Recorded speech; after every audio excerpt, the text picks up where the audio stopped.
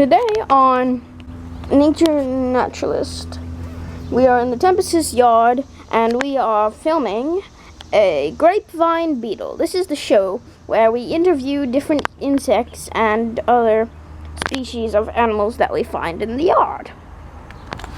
Hello, I am Assistant Caroline. She's the animal handler.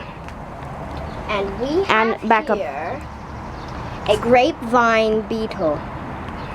Size comparison, how big he is. And He's a big one.